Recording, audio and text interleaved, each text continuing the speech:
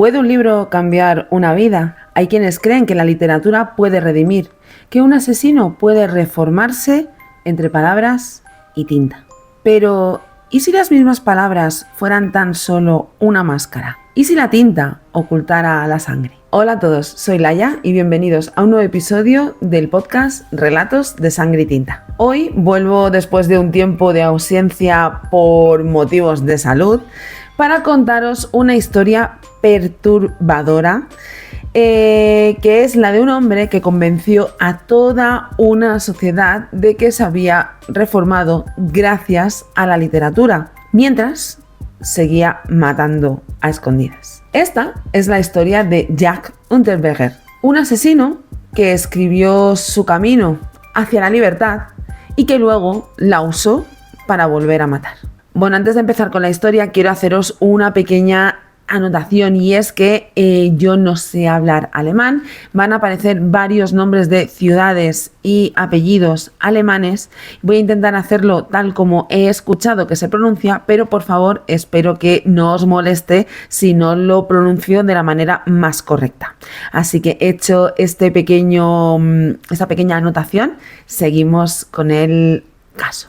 Durante años, Jack fue presentado a la sociedad austríaca, al mundo, como un ejemplo de reinserción. Era un criminal totalmente reformado. Un hombre que entre rejas había encontrado su verdadera vocación, la escritura. Convirtió su celda en su escritorio y su crimen en inspiración. Publicó cuentos, poesías e incluso una biografía que fue muy aclamada. Fue entrevistado en la televisión, aplaudido por los mayores intelectuales. Un asesino que escribía.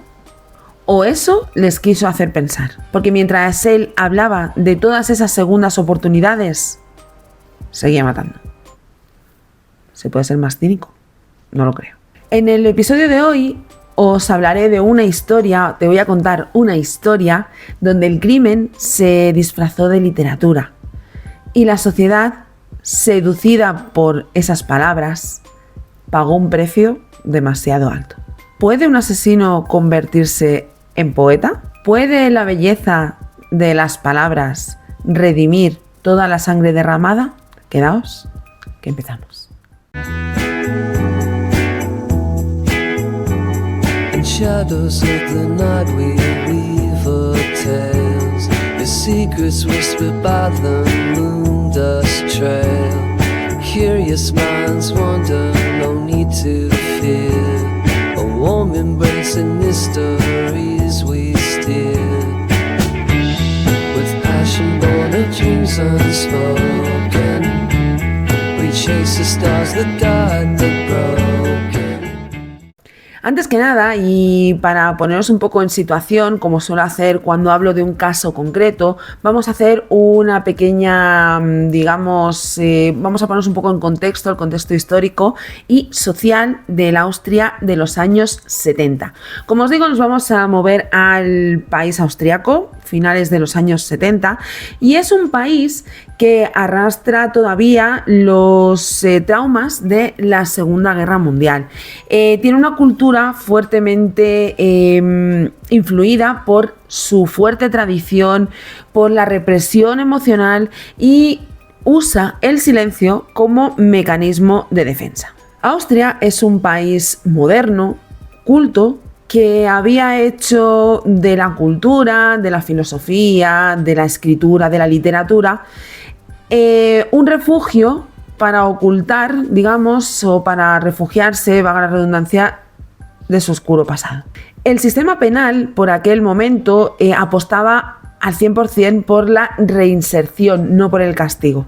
Y se creía fielmente que la cultura, la filosofía, la escritura, la literatura podrían ayudar a un individuo a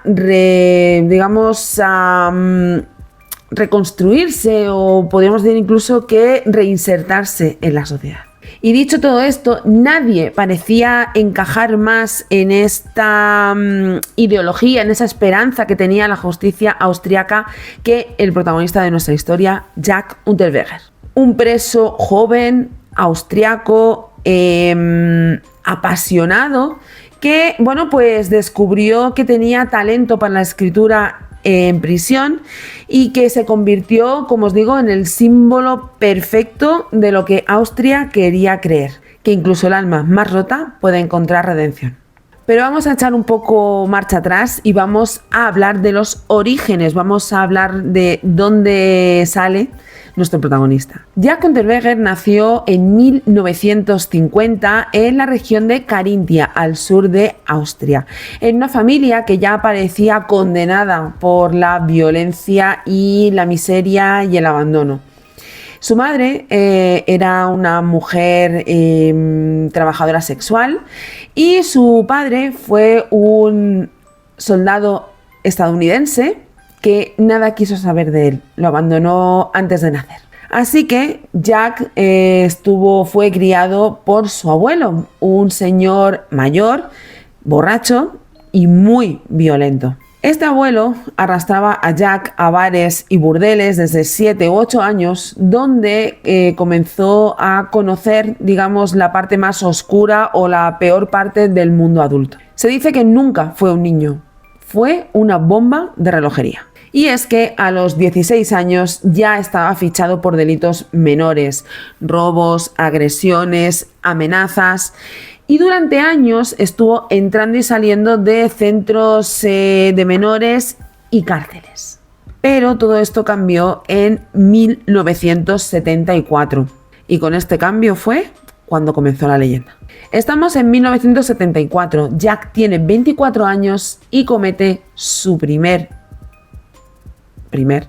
asesinato. Su víctima fue Margaret Schaffer, una chica joven alemana de tan solo 18 años que trabajaba como empleada doméstica y que no tenía relación ninguna ni con Jack Unterweger ni con nadie de su familia y de su entorno, diría yo. Él la encontró en una zona rural cerca de Salzburgo, de la zona de Salzburgo. Algunas versiones, porque he encontrado varias, dicen que él intentó seducirla, pero que ella no se dejó.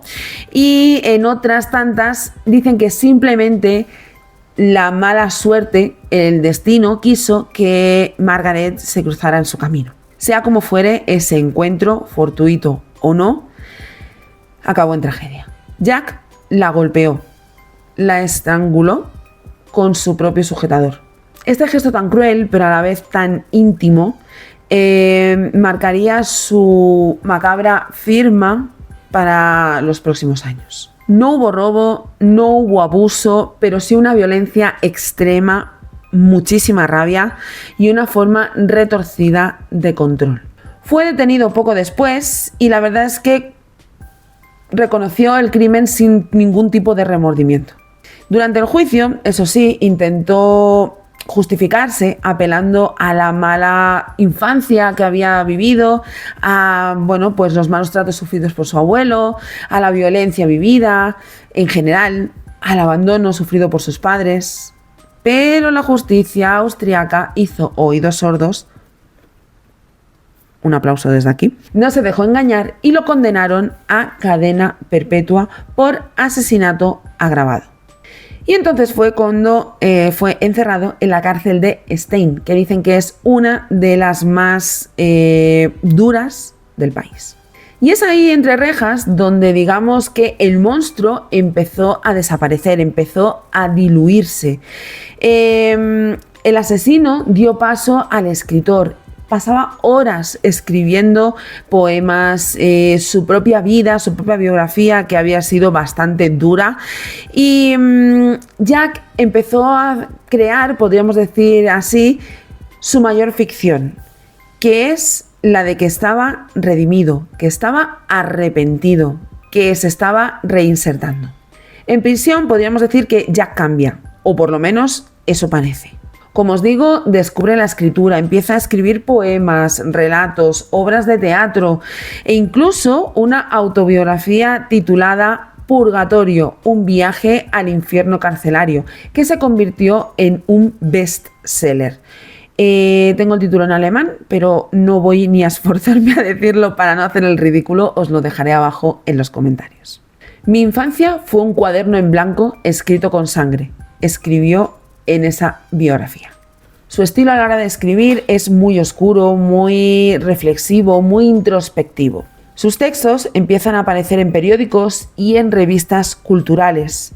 Empieza a recibir cartas de lectores, incluso de mujeres admiradoras, y sobre todo empieza a despertar la admiración de la élite cultural austriaca, cosa que no deja de sorprenderme. Hago aquí un pequeño spam, voy a hacer un segundo de spam, y es que os recuerdo que en tercer capítulo, creo, del podcast trataba sobre la hibristofilia, que es la fascinación por los asesinos y demás por parte de mujeres. La verdad, es un podcast que me gustó mucho grabar, es un podcast que me gustó mucho investigar, que creo que me quedó muy bien y que os invito a escucharlo si no lo habéis hecho hasta ahora. Como os decía antes, escritores, periodistas, filósofos, intelectuales, políticos, todos clamaban por su liberación. Todos lo consideraban un modelo de rehabilitación. Podríamos incluso decir que era una historia de éxito penitenciario. Es por ello que en 1990, cuando tan solo había cumplido 15 años en prisión, Jack Unterweger es puesto en libertad sin ningún tipo de cargo. Así, le abrieron la puerta. Ya te puedes ir. Y aquí es donde la historia da un giro muy oscuro. Como os imaginaréis, y nada más salir de prisión, Jack Unterweger publica libros, da entrevistas, participa en tertulias, da charlas, pero lo más curioso es que obviamente se pone a trabajar, ya que no sabéis cómo qué, como periodista. Lo más irónico es que empieza a cubrir crímenes para periódicos y revistas. Se encarga, podríamos decir, de la parte de crónica negra dentro de varios periódicos y revistas del país austriaco. Escribe sobre feminicidios, habla y se entrevista con policías, con trabajadoras sexuales. La audacia. Y mientras tanto, en las calles de Viena empiezan a aparecer cadáveres. Todas tienen algo en común, son mujeres y están estranguladas con sus propios sujetadores. Mismo patrón, misma firma. ¿Os suena? Voy a adelantaros que a Jack Unterweger se le vincula con al menos 11 asesinatos, que no solamente fueron perpetrados en el país austriaco, sino que también pasó por Praga, Alemania, Francia e incluso Los Ángeles, los Estados Unidos.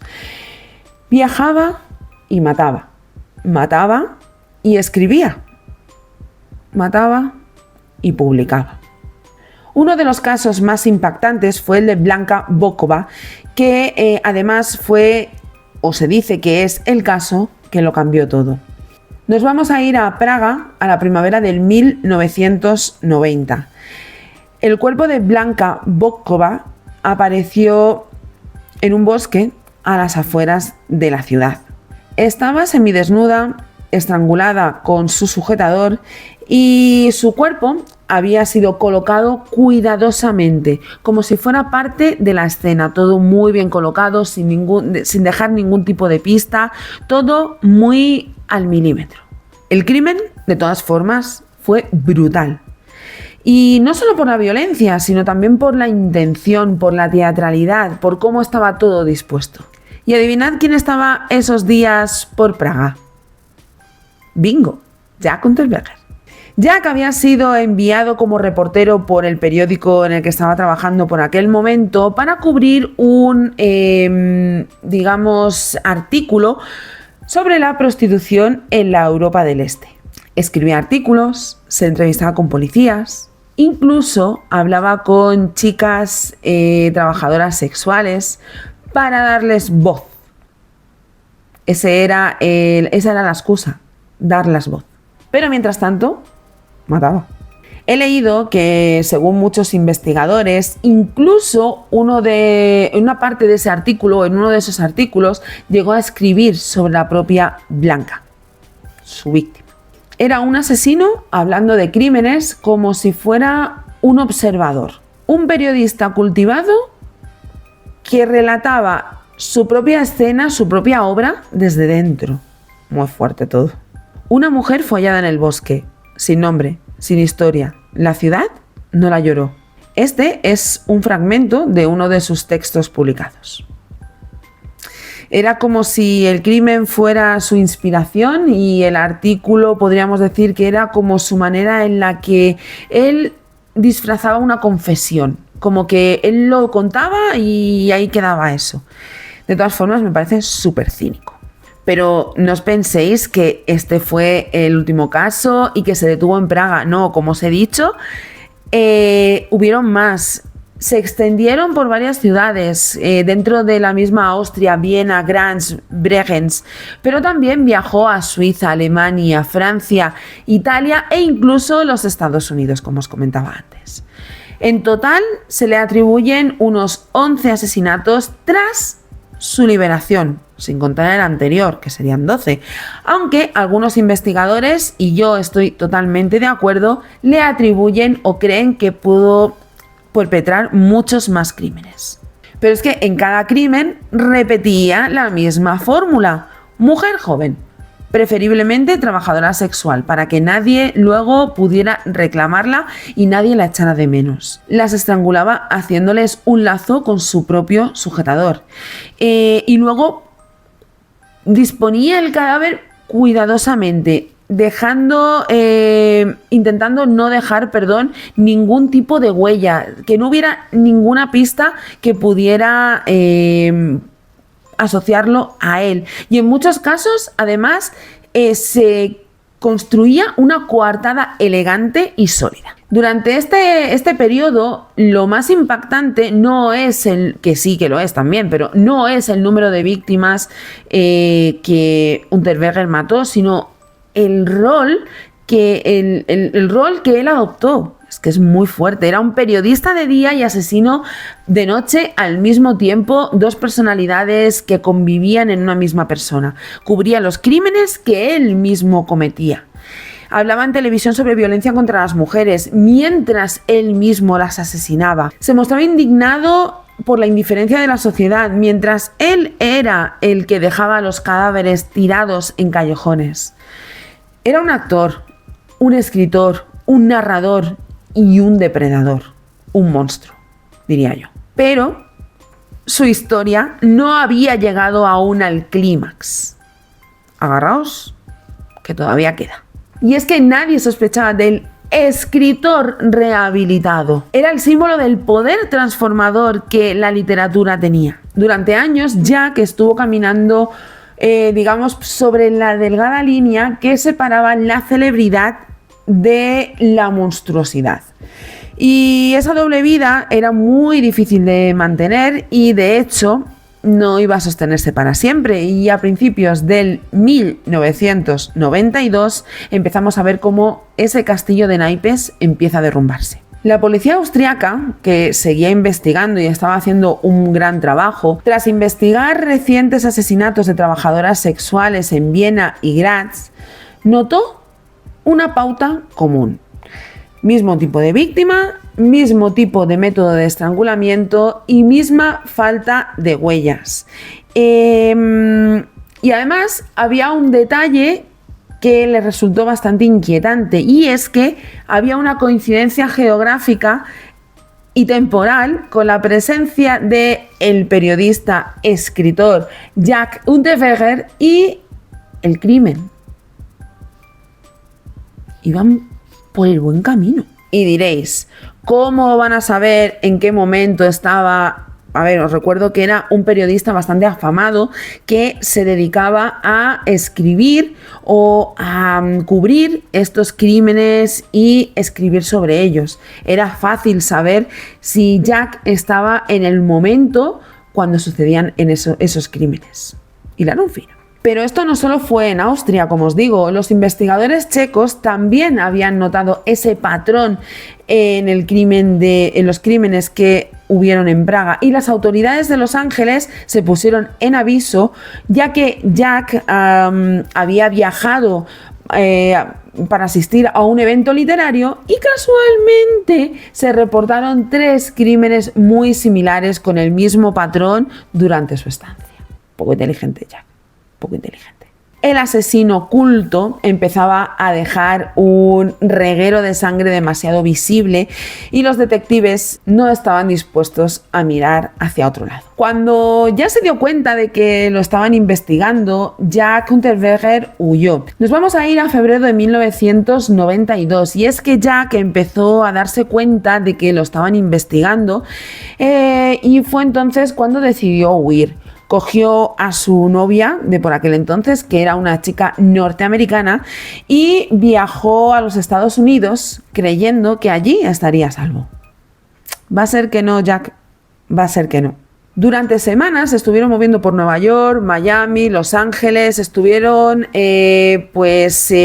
cambiando de hotel constantemente, usando seudónimos, nombres falsos, intentando perder la pista, o sea, que la policía europea les perdiera la pista, pero no contaban con que la Interpol ya estaba tras su pista y estaban siguiéndolos muy de cerca. Tan de cerca que el 27 de febrero de 1992 Jack Unterweger fue detenido en un hotel en Miami. Parece ser que cuando fueron a detenerlo estaba muy bien vestido, muy relajado, leyendo una revista de arte en el vestíbulo del hotel.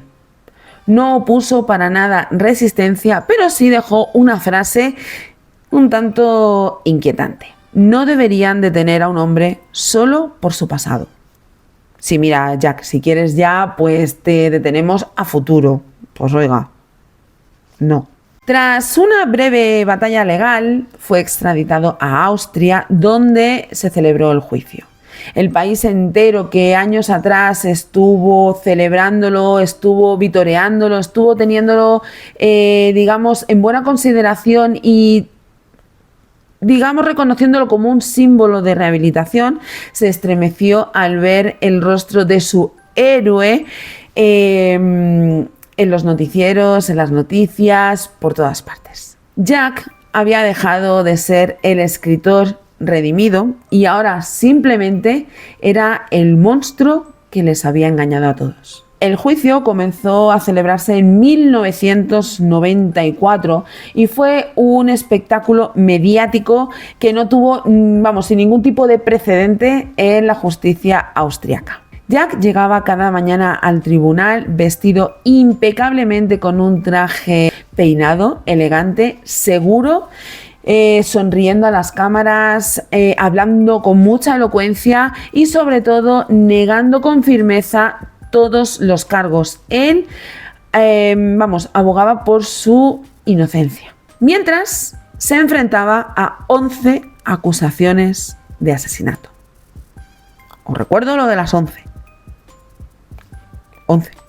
Durante el proceso, los fiscales presentaron pruebas circunstanciales, registros de hotel, testimonios, coincidencias de horarios, textos que reflejaban detalles, textos que había escrito él y que reflejaba detalles que solamente el asesino podía conocer, ya que eran detalles que no habían trascendido a la prensa por parte de la policía, así que solamente podían saberlo la persona que lo había perpetrado y la víctima. Uno de los momentos más inquietantes fue cuando se leyó parte de uno de sus artículos en el que describía al milímetro cómo estaba, o el estado, mejor dicho, de uno de los cadáveres hallados. Estaba escrito con tal exactitud que parecía que lo estaba viendo, que lo había visto, con detalles, vuelvo a repetir, que solo el asesino podía conocer. Tras semanas de audiencias y una deliberación que tuvo al país en vilo, Jack Unterweger fue declarado culpable de 9 de los asesinatos a los que estaba acusado. La sentencia: cadena perpetua sin posibilidad de libertad condicional. Pero agarraos que viene, y es que Jack no cumplió ni un solo día de condena. La noche del veredicto, cuando el juez dictó sentencia, Jack llegó a la cárcel, bebió un vaso de agua y solicitó un folio, una hoja, y en ese trozo de papel escribió unas líneas. A posteriori, cogió el cordón de su mono carcelario y se colgó. Al cobarde, me quito de en medio. Lo hizo con el mismo lazo, con el mismo tipo de nudo que había utilizado para acabar con sus víctimas. Un lazo. Como si incluso su manera de quitarse de en medio fuera parte de la historia. Una firma final. Fue encontrado en su celda al amanecer, colgado. Una vez más, había escrito el final de su historia. Pero esta vez, de verdad. Jack Unterweger fue más que un asesino. Para el país austriaco fue además un espejismo. Una mentira tan bien contada que casi la creemos todos. Porque digamos que no solo engañó a las autoridades, engañó a intelectuales, a periodistas, a lectores, a muchísima gente. Sedujo con sus palabras, con trajes blancos y entrevistas brillantes. E hizo pensar que el arte podría redimir al monstruo. Pero, ¿qué pasa cuando la pluma no salva? Sino que tan solo oculta. Cuando el talento literario no es el camino hacia la luz, sino una manera, una máscara para poder seguir haciendo el mal. Jack escribió su vida con sangre y tinta. Mató con las manos, sí, pero también mató escribiendo, reescribiendo su vida como si fuera ficción. Y lo peor es que durante muchísimo tiempo le funcionó. Este caso, al menos a mí, me hace preguntarme algunas cosas bastante incómodas. ¿Cuánto poder tiene la palabra, una buena historia, para manipularnos? ¿Podemos separar al autor de sus actos? ¿Nos fascinan los criminales o lo que cuentan de sí mismos? Como os decía, Jack Unterweger fue un asesino, sí, pero también fue un símbolo de algo mucho más profundo, del poder de la narrativa de la literatura para distorsionar la realidad. Y en su caso lo hizo hasta el final. Gracias por acompañarme un día más y especialmente en este regreso. Puedes seguirme en Instagram en @relatos de sangre y tinta, donde iré subiendo pistas y datos sobre este caso y muchas otras cosas más. Si este episodio te ha removido o simplemente te ha gustado, te invito a que lo comentes, a que lo compartas y, si no lo has hecho todavía, a que te suscribas al canal. Y recuerda, no todos los escritores construyen mundos. Algunos los destruyen. Nos vemos en 15 días en el próximo episodio, donde seguiremos explorando los rincones más oscuros de la realidad, porque a veces lo inexplicable no se encuentra en los libros, sino en la vida misma. Hasta pronto. Shadows of the night we weave our tales, the secrets whispered by the moon dust trail. Curious minds wander